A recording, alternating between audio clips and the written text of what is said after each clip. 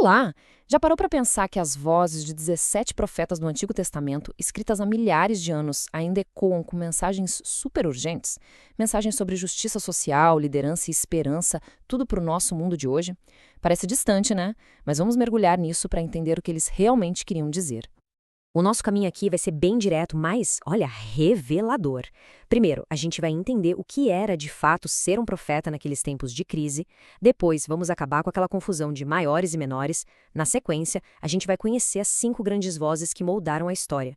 Aí, vamos explorar os temas que ligam os outros 12 profetas e, no final, juntar tudo para sacar a mensagem principal que eles deixaram pra gente. Bom, vamos começar pelo básico, né? Imagina o cenário. Crises nacionais, ameaça de guerra para todo lado, corrupção interna. E aí, no meio disso tudo, uma figura se levantava. Mas afinal, o que era um profeta? E por que a voz deles era tão importante justamente nesses momentos decisivos?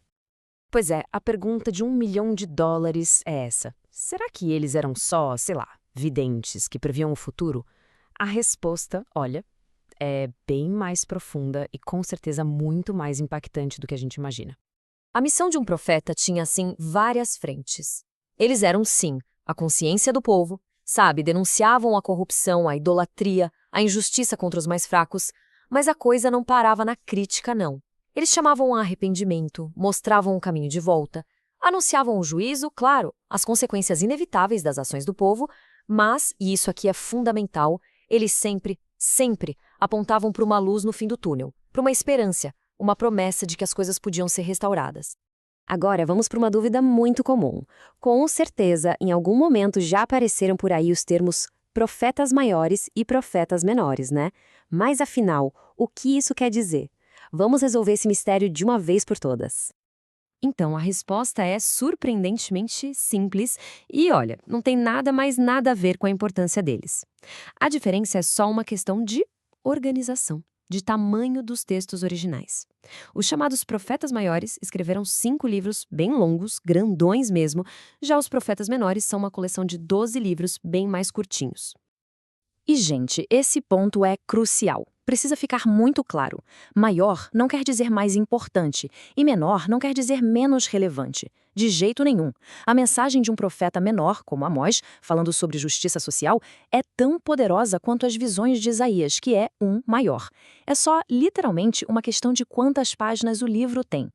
Ok, com essa diferença bem clara na cabeça, vamos focar agora nas 5 grandes vozes.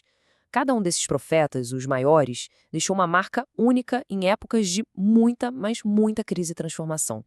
O primeiro da lista é Isaías. Ele é muitas vezes chamado de o evangelista do Antigo Testamento. E olha, esse apelido não veio do nada, não. Isaías viveu e profetizou bem na época em que o temível Império Assírio estava crescendo. Os temas dele eram a santidade de Deus, o juízo sobre o pecado e, ao mesmo tempo, uma promessa firme de restauração. Mas o grande foco dele, o que faz Isaías ser Isaías, são as profecias dele cheias de detalhes sobre a vinda de um Messias. Ele descreve o nascimento, o sofrimento e o reino de paz que esse Messias traria. É impressionante. Depois a gente conhece Jeremias, o profeta chorão. A vida e a mensagem dele são marcadas por uma dor pessoal muito profunda. E dá para entender. Ele profetizou bem nos últimos dias do reino de Judá e viu com os próprios olhos a queda trágica de Jerusalém.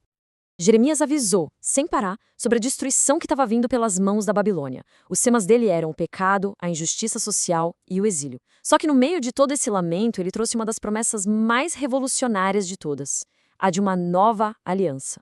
Uma aliança em que a lei de Deus não estaria mais em tábuas de pedra, sabe? Mas sim escrita no coração das pessoas. É uma promessa de transformação interna, de um relacionamento direto com Deus. Então, aqui estão os 5. Isaías, com a esperança do Messias. Jeremias, com a dor e a promessa da nova aliança. O livro de Lamentações, que é, nossa, literalmente um poema de luto pela cidade destruída. Depois tem Ezequiel, que teve aquelas visões super simbólicas, bem diferentes enquanto estava no exílio na Babilônia. E por fim, Daniel, que viveu lá na corte de impérios estrangeiros e profetizou sobre a soberania de Deus acima de todos os reinos do mundo. Tudo bem, agora vamos mergulhar nos 12 profetas menores. E para a gente não se perder em cada um, O melhor jeito de entender esses livros é sacar os grandes temas que conectam todos eles. Pensa neles como filos de uma mesma tapeçaria. São 12 vozes, cada uma com seu estilo, mas elas cantam em sintonia sobre algumas verdades centrais. E o mais legal é ver como essas ideias tão antigas ainda têm muito a dizer pra gente hoje. O primeiro grande tema, e um tema fortíssimo, é a justiça social. Profetas como Amós, que era um simples pastor de ovelhas, e Miqueias, eles não tinham medo de peitar a elite não, eles batiam de frente. Condenavam abertamente os ricos que manipulavam a justiça, que exploravam os trabalhadores e que viviam no luxo enquanto os pobres sofriam. Para eles, não adiantava nada fazer ritual religioso se a sociedade era podre de injusta. E tem uma citação de Miqueias que resume isso perfeitamente. O que o Senhor requer, que se pratique a justiça, que se ame a misericórdia e que se ande humildemente com Deus. Em outras palavras, o que a gente faz importa muito mais do que os rituais. Outro tema que aparece sempre é o amor teimoso, sabe? O amor fiel de Deus. E a vida do profeta Oséias vira uma metáfora viva disso. É uma história e tanto. Deus manda ele se casar com uma mulher infiel. E toda a dor, toda a traição que Oséias sente no casamento dele servem para mostrar a dor que Deus sente com a infidelidade do povo. Mas mesmo assim, do mesmo jeito que Oséias vai atrás e perdoa a esposa, Deus mostra esse desejo incansável de perdoar e restaurar o seu povo. E por último, a gente tem a mensagem dupla de juízo e restauração. Profetas como Joel, que descreveu uma praga de gafanhotos que acabou com tudo, e também Sofonias, falaram muito sobre o dia do Senhor. E olha, esse não era um dia de festa não, era um dia de acerto de contas, um momento em que a injustiça e o pecado seriam finalmente confrontados. Mas a tempestade do juízo nunca é o fim da história, ela sempre abre caminho para um novo dia, para a promessa de purificação e de um novo começo. Então, depois de passar pelos maiores e pelos temas dos menores, a gente chega na mensagem unificada. Se fosse para resumir a essência dos 17 livros proféticos em uma única ideia, essa ideia estaria no equilíbrio perfeito entre dois conceitos superpoderosos: juízo e esperança. Toda a mensagem profética funciona nessa tensão constante.